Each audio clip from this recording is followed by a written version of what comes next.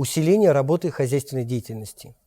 Вот те моменты, которые произошли по отключению электроэнергии, где-то у нас что-то случается и так далее, конечно, усиление хозяйственной деятельности. Это для нас архиважно.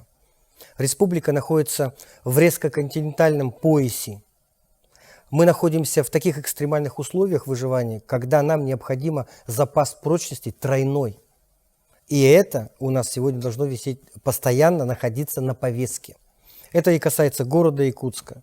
Строительством одних дорог или детских площадок, благоустройства дворов мы этим не остановимся. Опять же мы возвратимся к проблеме микрорайона Северный. Я его проецирую как модель республиканских проблем.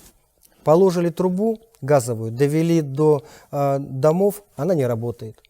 Построили мост, его смыло. Устроили дорогу, она в аварийном состоянии. Вот эти мелкие, но они важные вопросы нужно ставить на контроль. И вот это временное отношение в управлении, оно как раз к этому и приводит.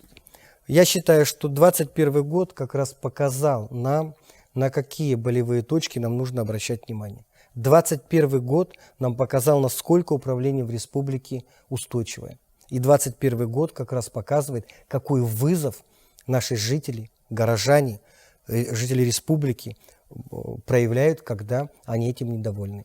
10 лет было, чтобы можно было это все устранить.